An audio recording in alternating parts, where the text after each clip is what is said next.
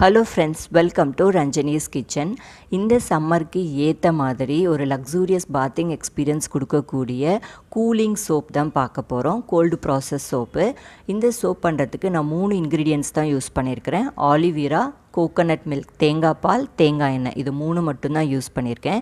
இது 3துலேயும் நிறைய ஸ்கின்னுக்கு பெனிஃபிட்ஸ் இருக்குது. ஆலிவீரா பற்றி நம்ம எல்லாருக்குமே தெரியும். It is a great moisturiser for skin. இந்த சம்மருக்கு குறிப்பாக ரொம்ப கூலிங்காக இருக்கும். நம்மளோட ஃபேஸில் ரிங்கிள்ஸ் இருந்துச்சுன்னா அதை ரெடியூஸ் பண்ணும், ரிங்கிள்ஸ் வராமலும் ப்ரிவென்ட் பண்ணும், ஸ்கின்னு சாஃப்டாக இருக்கிறதுக்கு ஹெல்ப் பண்ணும். இந்த மாதிரி நிறைய ப்ராப்பர்ட்டிஸ் இருக்குது ஸ்கின்னுக்கு. அதே போல் தான் கோகோனட் மில்க்கும். அதில் நிறைய ஃபேட்டி ஆசிட்ஸ் இருக்கிறதுனால நம்மளோட ஃபேஸில் இருக்கக்கூடிய ஆயிலெலாம் ரிமூவ் பண்ணிடும்.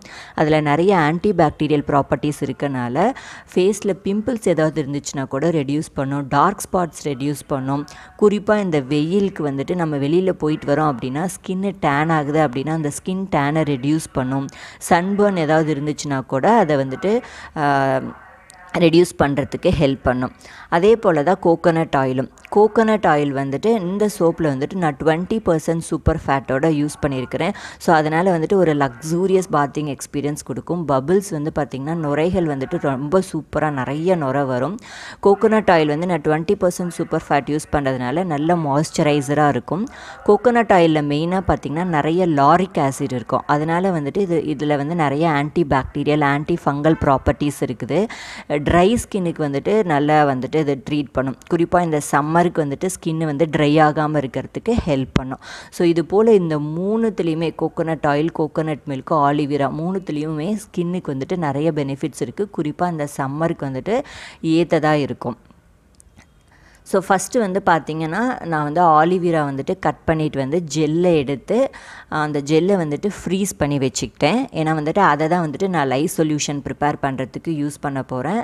தண்ணிக்கு பதிலாக, டிஸ்டில்டு வாட்டருக்கு பதிலாக ஆலிவீரா தான் யூஸ் பண்ண போகிறேன். ஆலிவீராவை அரைக்கிறதுக்கு டிஸ்டில்டு வாட்டர் கொஞ்சம் சேர்த்து தான் அரைச்சிருக்கிறேன். நார்மல் வாட்டர் சேர்க்க வேணாம். அதுக்கப்புறமா தேங்காய் பால் எடுத்து தனியாக வச்சுக்கிட்டேன். தேங்காய் பால் நான் ஃப்ரீஸ் பண்ணல, ஆயிலோட மிக்ஸ் பண்ணிக்க போகிறேன். ஆலிவீராவை நான் ஃப்ரீஸ் பண்ணி லைவ் சொல்யூஷன் ப்ரிப்பேர் பண்ணுறதுக்கு யூஸ் பண்ணிக்க போகிறேன்.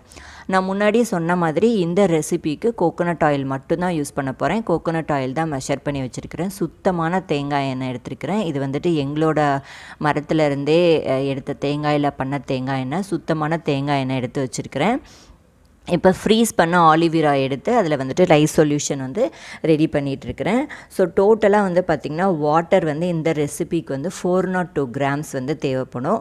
அந்த 402 கிராம்ஸில் பாதி நான் ஆலிவீரா எடுத்துக்கிட்டேன், பாதி கோகோனட் மில்க் எடுத்துக்கிட்டேன். அந்த பாதி ஆலிவீராவில் தான் லைவ் சொல்யூஷன் ப்ரிப்பேர் பண்ணிகிட்ருக்கிறேன். சோடியம் ஹைட்ராக்சைடு 198 கிராம்ஸ் தேவைப்படும். அதுக்கப்புறம் கோகோனட் ஆயில் என்னோட மோல்டு கால்குலேட் பண்ணியிருக்கிறேன். 1350 கிராம்ஸ் கோகோனட் ஆயில் எடுத்துருக்கிறேன். அப்புறம் எசென்ஷியல் ஆயில் 41 கிராம்ஸ் எடுத்துருக்கிறேன். எசென்ஷியல் ஆயில் உங்களோட சாய்ஸ்க்கு எந்த எசென்ஷியல் ஆயில் வேணால் யூஸ் பண்ணிக்கலாம்.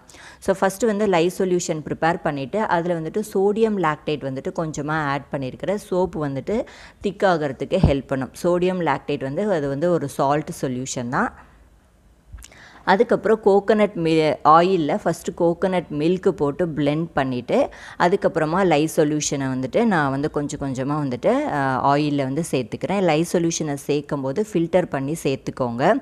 கோகோனட் ஆயில் கொஞ்சம் டைம் ஆகும், சப்பானிஃபை ஆகி வரத்துக்கு கொஞ்சம் டைம் ஆகும். ஒரு 15 to 20 மினிட்ஸ் பிளெண்ட் பண்ணுற மாதிரி இருக்கும். கொஞ்சம் நேரம் நம்ம பிளெண்டருக்கு ரெஸ்ட் கொடுத்துட்டு கூட பிளெண்ட் பண்ணலாம். ஸோ நல்லா பிளெண்ட் பண்ணி திக்கானதுக்கப்புறமா நான் எசென்ஷியல் ஆயில் சேர்த்துக்கிறேன். எசென்ஷியல் ஆயில் சேர்த்துட்டு அதுக்கப்புறமா பிளெண்டர் போட வேண்டாம். நல்லா மிக்ஸ் பண்ணிவிட்டு மோல்டில் ஊற்றிக்கலாம். ஊற்றிட்டு நான் மேலே அந்த சோடா ஆஷ் ஃபார்ம் ஆகாமல் இருக்கிறதுக்காக கொஞ்சமாக ஐபிஏ ஸ்ப்ரே பண்ணியிருக்கிறேன். 99% ஐசோப்ரோஃபைல் ஆல்கஹால் ஸ்ப்ரே பண்ணியிருக்கிறேன்.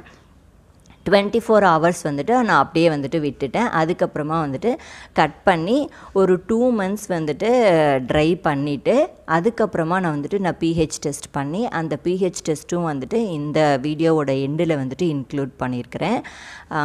ஸோ இந்த சோப்பில் சூப்பராக இருக்குது. இந்த சம்மருக்கு ஒரு ஏற்ற சோப்பாக இருக்குது. நீங்களும் ட்ரை பண்ணி பாருங்கள். வீடியோ எண்டு வரைக்கும் பாருங்கள். இதுக்கப்புறம் நான் மியூசிக் தான் போட போகிறேன். pH டெஸ்ட் வரைக்கும் இன்க்ளூட் பண்ணியிருக்கிறேன். செக் பண்ணி பாருங்கள். வீடியோ யூஸ்ஃபுல்லாக இருந்துச்சுன்னா சேனலுக்கு சப்ஸ்கிரைப் பண்ணிக்கோங்க. வீடியோக்கு ஒரு லைக் கொடுங்க. தேங்க்ஸ் ஃபார் வாட்சிங்.